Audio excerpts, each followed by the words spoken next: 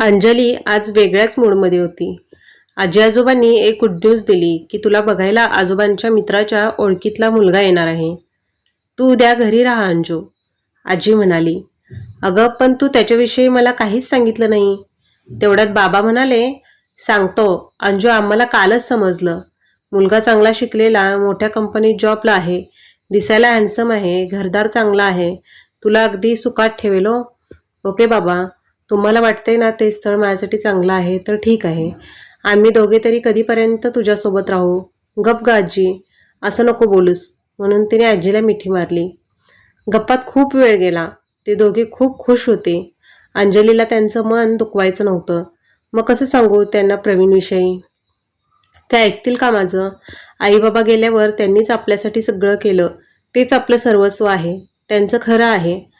खरं तर तिची द्विधा मनस्थिती झाली. आपण नकळत प्रवीणच्या प्रेमात पडलो. खरंच मी त्याला सांगायला पाहिजे होतं. आता कसं विचारू त्याला? काय करू काही समजत नव्हतं. जाऊ दे, आजी आजोबांचे खूप उपकार आहेत असं म्हणून ती स्वतःची समजूत काढत होती. तिचं मन कशात लागत नव्हतं. तिच्या ऑफिसला जाणे चालू होते, पण बाहेर फिरायला जाणं बंद केलं. कारण तिकडे गेल्यावर प्रवीण दिसणार, परत त्रास होणार, त्यापेक्षा नकोच. तेवढे तिकडे जायचं टाळता येईल तेवढं अंजली टाळत होती. 4-5 दिवस अंजली कामावरून फिरायला न जाता घरी जात असे. ती प्रवीणच्या स्टॉलवर गेलीच नाही. प्रवीणला मॅडमची येण्याची वेळ पाठ झाली होती. तो कामात बिझी असला तरी त्या मॅडमची एक झलक पाहण्यासाठी आतुर असे. तो पण नकळत अंजलीच्या प्रेमात पडला होता.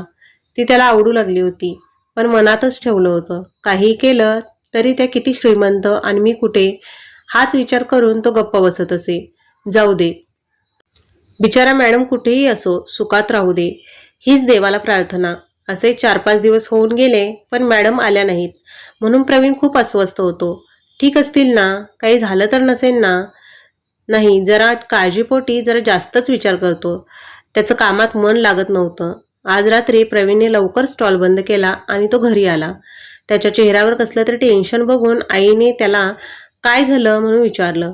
काय रे प्रवीण, कसली एवढी चिंता करतोस? काही नाही गाई, असं म्हणून त्याने विषय बदलला. काही केला त्याला आज झोप येईना. तो त्या मॅडमचाच विचार करत होता. आज रविवार, सुट्टी असल्याने पाहुणे येणार म्हणून नोकर मंडळी व आजी आजोबा सगळी तयारी करत होते. देव, अंजलीला बघायला येणारा मुलगा. त्याला तिच्याबद्दल माहिती होती आणि त्याला ती आवडत होती. तो आणि त्याचे आई वडील आले. त्याचं छान स्वागत केलं. अंजलीचे आजी बाबा आणि देवचे आई वडील चर्चा करू लागले. अंजलीवरती तयारी करून बसली होती. ती सगळं विसरून यासाठी मनापासून तयारी करून बसलेली. तिला आजीबाबांना दुखवायचं नव्हतं. अंजलीने आजीबाबा आणि प्रवीणचे आई बाबा बोलत होते. प्रवीणही अंजलीला पाहण्यासाठी आतुर झाला होता. तोही ती कधी खाली येईल याची वाट बघत होता. तेवढ्यात तिच्या बाबांनी आजीला तिला बोलवायला सांगितलं. अंजलीला खाली बोलवण्यात आलं. अंजली दिसायला तर छान होती, पण साडीमध्ये तर आणखी सुंदर दिसत होती. देव तिच्याकडे बघतच होता. अंजलीला सगळी माहिती होती आणि शिवाय देवबद्दल सगळी माहिती आजीबाबांनी दिली होती, म्हणून तिने होकार दिला. देव तर जाम खुश झाला. आज साडीच्या लुकमध्ये अंजली खूप सुंदर दिसत होती. त्याला ती खूप आवडली. तसं त्याने तिला पाहिलं होतं. त्याच्या आईबाबांनाही ती आवडली. आजी आजोबांच्या चेहऱ्यावरचा आनंद तिच्यासाठी खूप महत्त्वाचा. त्यांनी होकार देताच त्यांना खूप आनंद झाला. तिलाही काही हरकत नव्हती. सगळ्यांना खूप आनंद झाला.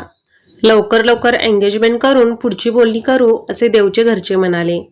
अंजलीला आणि घरच्यांना काही हरकत नव्हती. तशी दोन्ही कुटुंबे अगोदरच परिचयाची होती. पाहुणे गेले. अंजलीला थोडं बरं वाटलं. आजी आजोबांची तर तयारी कशी करायची याची चर्चा सुरू झाली. आज तिला पुन्हा प्रवीणची आठवण आली, पण ती त्याला विसरायचं ठरवते आणि एकदा त्याला भेटायचं ठरवते, आणि तेही शेवटचं. ती प्रवीणच्या स्टॉलकडे गेली. प्रवीणला तिला येताना पाहून खूप आनंद झाला. अंजली येताच त्याने विचारलं, काय मॅडम, कशा आहात?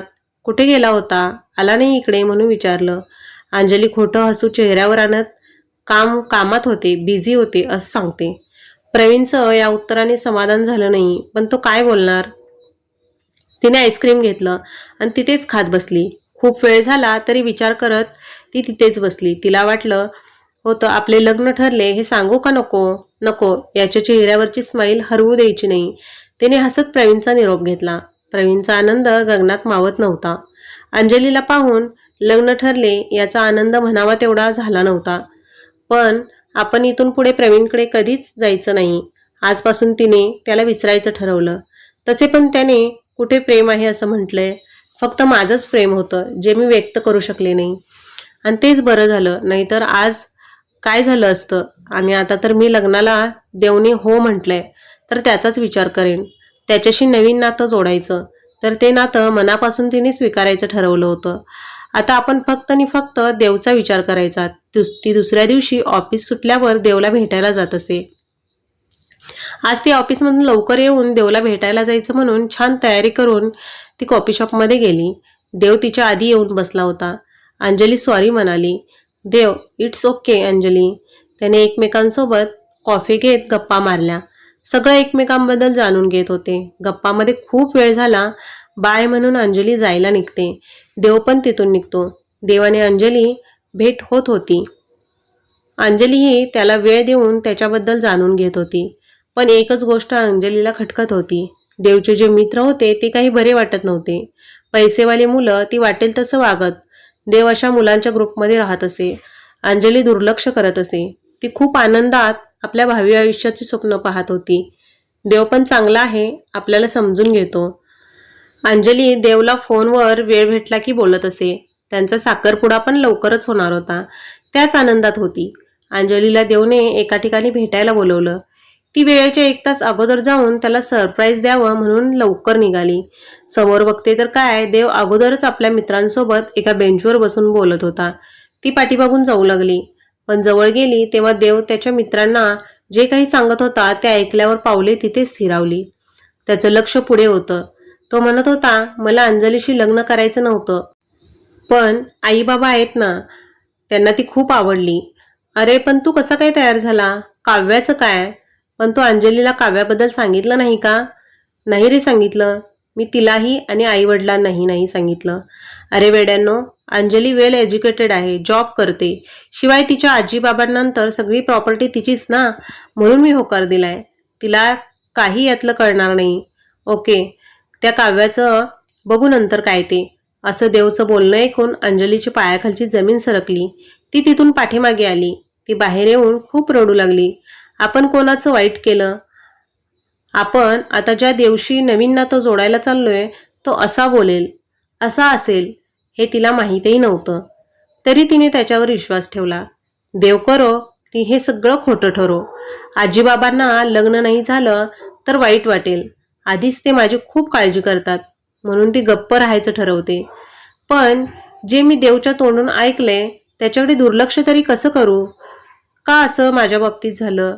कसं आहे ना देव, मला नावापुरतं लग्न करून याला फक्त प्रॉपर्टी हवी आहे. किती लालची माणसं असतात ना. अंजलीने स्वतःला सावरलं. विचार केला. बरं झालं लवकर समजलं, नाहीतर काय झालं असतं. ती घरी येऊन आजीबाबांना सगळं सांगणार होती. तिला त्याच्या बोलण्यामुळे धक्काच बसला होता. तिने त्याची माहिती आणि चौकशी करायची ठरवली होती. पण अशा माणसासोबत आयुष्य कसं सुरू करू? एक मन असंही म्हणत होतं, कुणाला सांगू आणि काय करू? अशी तिच्या मनाची अवस्था झाली होती. आपण नवीन नातं जोडायचं म्हणून ज्याच्यावर विश्वास ठेवला, कुठेतरी ज्याच्यासोबत आयुष्याची स्वप्ने रंगवायला रेखाटू लागले, पण त्या देवला तर फक्त माझा पैसा आणि प्रॉपर्टी हवी आहे. बरं झालं माझं नशीब लवकर काय ते समजलं. ती त्याला न भेटताच तिथून निघाली. दूर येऊन रडत बसली होती. खूप वाईट वाटत होतं मनाला. देव मात्र तिची वाट बघत होता. चिडला होता, रागावला होता, फोन करून त्रासला होता. पण तिने मात्र फोन बंदच करून टाकला. तिने भावी आयुष्याचं देवसोबत सुंदर चित्र रेखाटलं होतं. पण कुणीतरी यावं आणि ते चित्रावर पाणी सांडावं आणि ते चित्र खराब व्हावं. तसंच झालं होतं तिचं. अंजली देवने तिच्याविषयी असं बोलल्यामुळे ती दुखावली तर गेली होती, पण तिला धक्का बसला होता. हा देव असा असेल अशी कल्पनाही तिने केली नव्हती. उर्वरित कथा पुढच्या भागात पाहू. कथा आवडल्यास चॅनलला सबस्क्राईब करा.